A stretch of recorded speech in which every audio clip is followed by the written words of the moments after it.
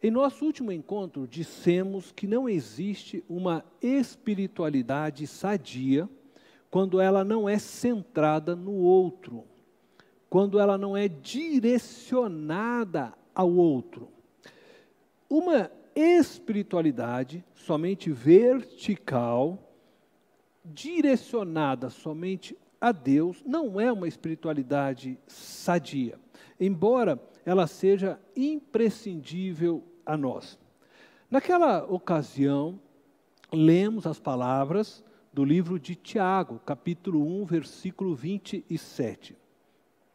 A religião que Deus, o nosso Pai, aceita como pura e imaculada é esta: cuidar dos órfãos e das viúvas em suas dificuldades e não se deixar corromper pelo mundo.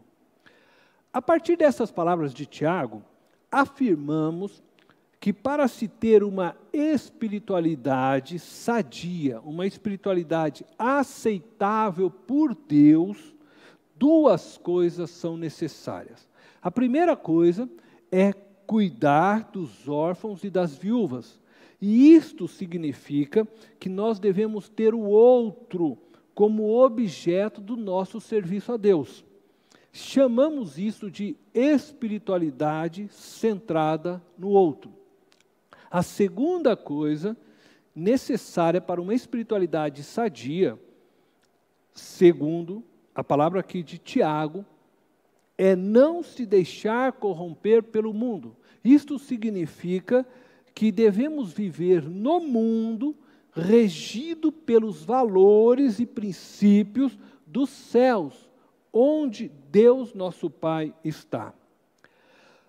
Como o nosso foco é tratarmos da espiritualidade centrada no outro, vou apenas analisar o que Tiago está querendo nos ensinar quando diz que devemos cuidar dos órfãos e das viúvas em suas dificuldades. Entretanto, precisamos considerar a realidade atual de confinamento que vivemos por causa do coronavírus.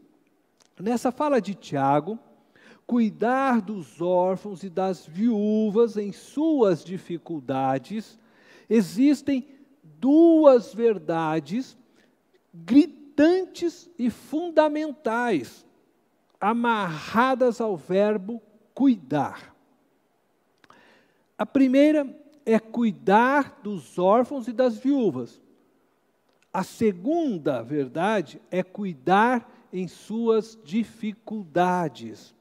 E para compreendermos estas duas verdades, precisamos, antes de tudo, compreendermos o que significa a prática do cuidar. O que Tiago quer dizer com cuidar?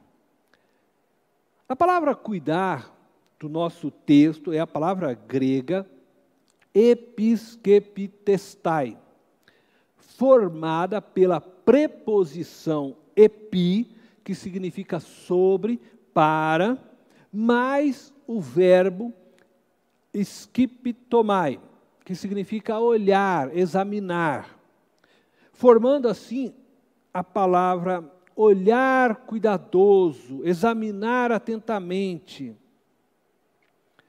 mas traduzido normalmente pela palavra visitar.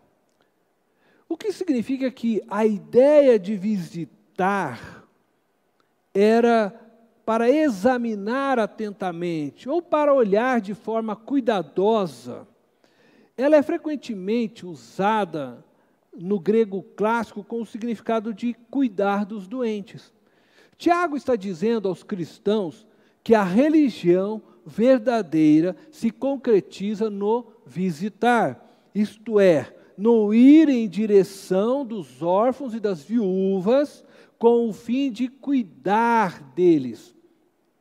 A palavra cuidar, que frequentemente usamos em nosso vocabulário atual, é uma palavra que tem sua origem do latim.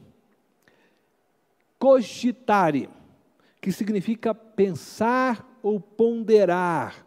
Essa palavra, no latim antigo, ela decompõe-se da seguinte forma: do prefixo co, mais o verbo agitare, sendo que agitare origina-se de agir. Dessa forma, nós temos o prefixo co mais o verbo agir. Coagir. Mas aqui não é no sentido negativo. A ideia que eu quero que você compreenda é o prefixo co mais o verbo agir, que dá o sentido de um agir juntamente.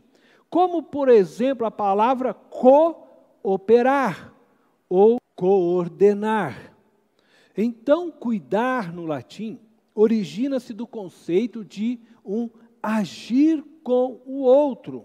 Neste sentido, cuidar se refere a assistir, prestar assistência, conservar, apoiar, tomar conta, guardar, enfim, promover o bem-estar do outro e evitar que este sofra algum mal.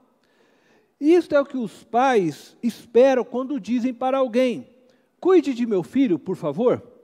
Eles estão dizendo: haja juntamente com meu filho para o bem-estar dele, de forma que ele não sofra nenhum mal.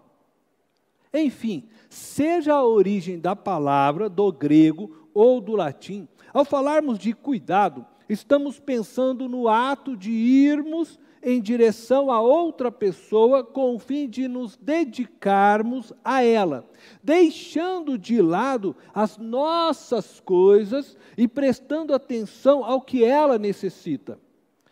Ao fazermos isso, criamos a oportunidade de colocarmos em prática as diversas ordens de mutualidade ensinada pela palavra de Deus. Temos a oportunidade, por exemplo, de darmos suporte, de ensinarmos, de encorajarmos, de levarmos as cargas do outro, enfim, de vivermos a mutualidade.